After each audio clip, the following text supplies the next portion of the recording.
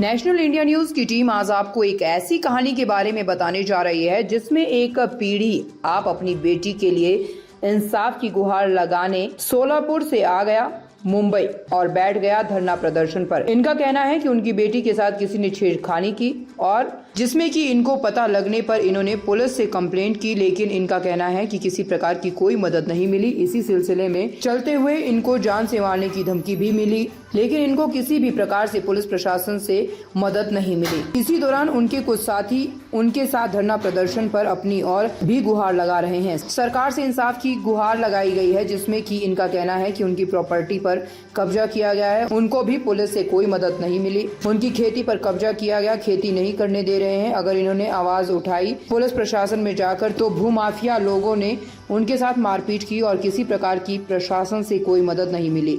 आपको सभी पीढ़ी से रूबरू करवाते हैं, देखिए हमारे साथ इस खास न्यूज में। नाम आपका? मेरा नाम संतोष मानिक पाटिल। संतोष जी, आपने काफी टाइम से आजाद मैदान में धरना दे रखा है, किस लिए धरना आप लोगों ने दे रखा है और क्यों दे रखा है, बताइएगा। मैं संतोष पाटिल गुरसाली तहसील मालसरस डिस्ट्रिक्ट सोलापुर से आया हूँ और मैं फार्मर हूँ।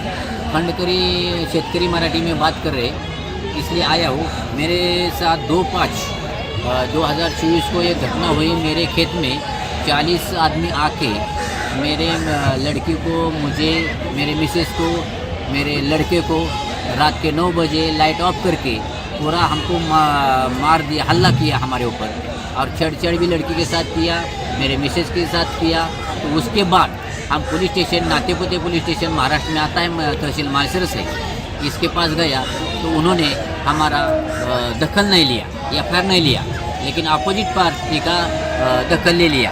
फिर क्या हुआ, उसने दखल लिया तो मेरे को अंदर डाल दिया। तो मैंने लड़की को बोल दिया कि तू ई तकरार कर, तो उन्होंने, मेरे लड़की ने ई तकरार कर दिया, स्मरण पत्र किया।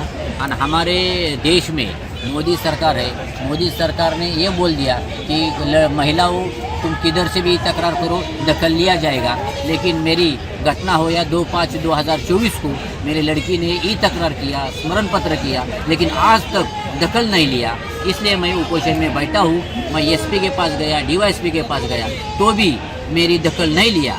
यही पॉइंट मैं सचिव, गृह सचिव से, जहाँ जहाँ आपने इंसाफ की गुहार लगाई, कंप्लेंट कॉपी मौजूद है आपके पास, दिखाइएगा। टोटल ये देखो, मैं गृह सचिव के पास गया, गृह सचिव ने मेरा 2-3 पॉइंट था, ये 2-3 पॉइंट था,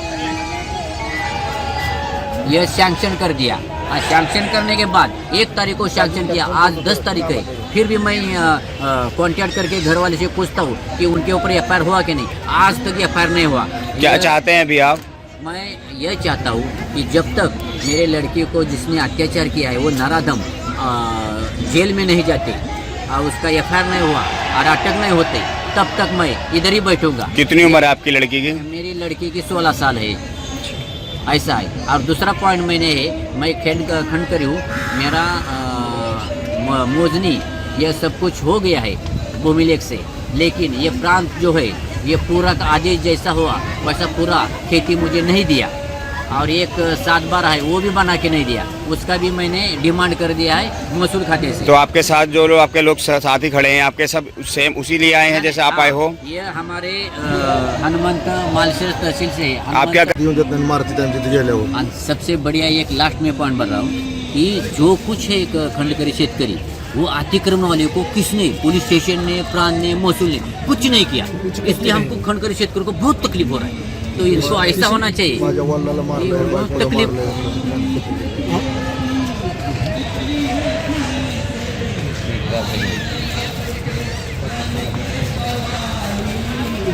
और क्या है, अभी आदेश हुआ है, प्रांत ऑफिस से आदेश हुआ है। आदेश होने के बाद इनका घटक भी सैंक्शन कर दिया है। इनका यही डिमांड है कि घटक के अनुसार इन्होंने मोजनी करके इनको क्या, जो बाकी का हिस्सेदार है इनको बहुत तकलीफ दे रहा है। तो ये क्या बोल रहे कि हमारा जमीन ये पूरा आदेश में हुआ है, तो पूरा का पूरा हमारा मोजनी करके हमारा अतिक्रमण निकाल के दे दीजिए। लेकिन प्रांत साहब ने आज तक इनका तकलीफ नहीं सुना। ये बार बार प्रांत के साथ पास जाते हैं, जिलाधिकारी के पास जाते हैं, लेकिन इनका तकलीफ नहीं सुना। ये सब करके ये परेशान होके ये उपोषण में बैठे हैं। सारी कंप्लेंट को भी मौजूद है आपके पास? हाँ, दिखाओ दिखाओ। क्या चाहते हैं अभी आप?